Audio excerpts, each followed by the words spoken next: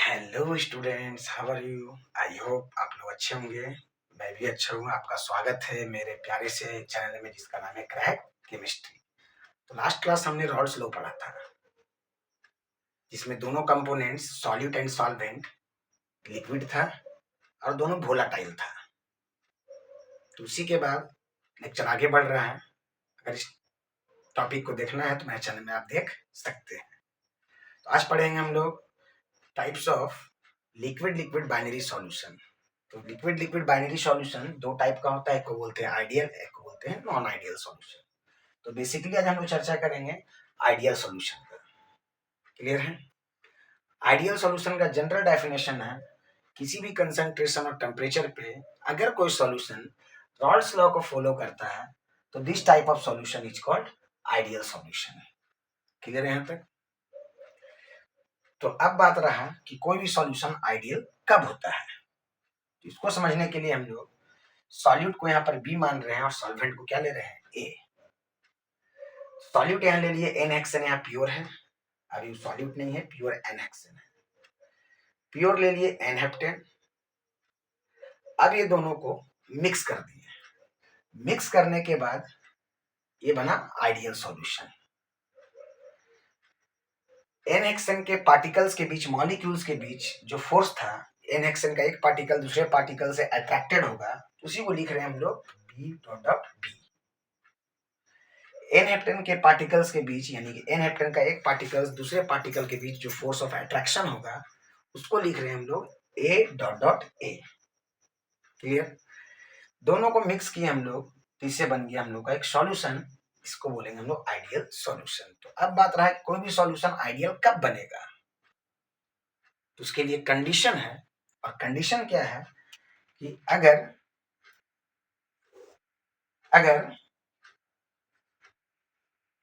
Solvent के particles के बीच, pure solvent के पार्टिकल्स के बीच जो फोर्स ऑफ अट्रैक्शन है, उस सॉल्यूशन के पार्टिकल्स के फोर्स ऑफ अट्रैक्शन से अगर इक्वल हो गया, तब वो सॉल्यूशन बन सकता है आइडियल सॉल्यूशन। तब उस सॉल्यूशन को बोल सकते हैं हम लोग आइडियल सॉल्यूशन। या सॉल्यूट के पार्टिकल्स के बीच जो फोर्स ऑफ अट्रैक्शन है वो इक्वल होगा सॉल्यूशन के पार्टिकल्स के बीच जो फोर्स ऑफ अट्रैक्शन है उससे। तब जो सॉल्यूशन बनेगा इससे, उसी को बोलेंगे आइडियल सॉल्यूशन। अब बात रहा कि प्योर सॉल्यूट का पार्टिकल्स और प्योर सॉल्वेंट के पार्टिकल्स के फोर्स ऑफ अट्रैक्शन से इक्वल सॉल्यूशन का पार्टिकल्स के बीच का फोर्स ऑफ अट्रैक्शन कब होगा।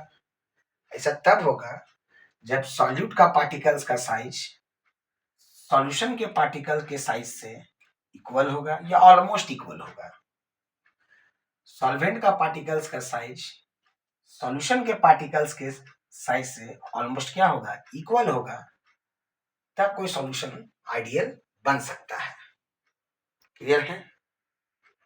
थोड़ा खुद का दिमाग लगाइए कि फोर्स ऑफ अट्रैक्शन इक्वल कब हो सकता है, सॉल्यूट सॉल्यूट का और सॉल्यूशन का, सॉल्वेंट सॉल्वेंट का और सॉल्यूशन का।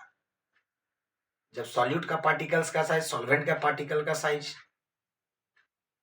इक्वल होगा सॉल्यूशन के पार्टिकल्स के साइज से। क्लियर? और कब सॉल्यूशन आइडियल हो सकता है, जब उसमें डेल्टा एच इक्वल टू 0 होगा। इट मींस सॉल्यूशन बनने से पहले सॉल्वेंट और सॉल्यूट का इंथैल्पी यानी एनर्जी, सॉल्यूशन बनने के बाद सॉल्यूशन का इंथैल्पी, ये दोनों के इंथैल्पी से कोई चेंज नहीं होगा। फॉर एग्जांपल के लिए ले सकते हैं कि इसका एनर्जी है 2 जूल टोटल इंथैल्पी, इसका एनर्जी है 3 जूल, तो इसका एनर्जी होना चाहिए 5 जूल, यानी नो चेंज इन इंथैल्पी। तब इस तरह के सॉल्यूशन को बोल सकते हैं हम लोग आइडियल सॉल्यूशन।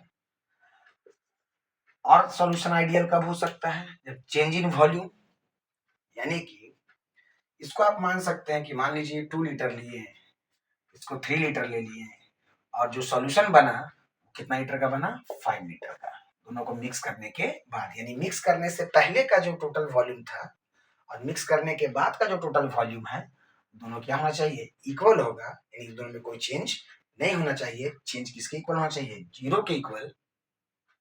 तब वो सॉल्यूशन बन सकता है आइडियल सॉल्यूशन। क्लियर है यहां तक? सुना गया बात? तो सॉल्यूशन कब आइडियल होगा? जब रॉल्स लॉ को फॉलो करेगा। सॉल्यूशन कब आइडियल होगा? जब सॉलिड सॉलिड का पार्टिकल्स का साइज सॉल्वेंट सॉल्वेंट के पार्टिकल्स के साइज के ऑलमोस्ट इक्वल होगा, और ये दोनों इक्वल होगा सॉल्यूशन के पार्टिकल्स के साइज से। क्लियर? सॉल्यूशन कब आइडियल होगा?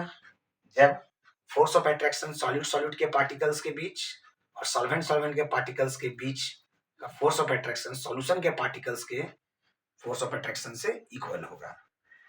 और कब होगा आइडियल सॉल्यूशन?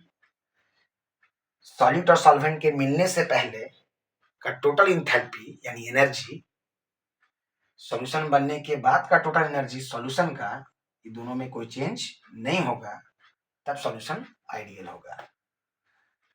और सॉल्यूशन आइडियल कब होगा?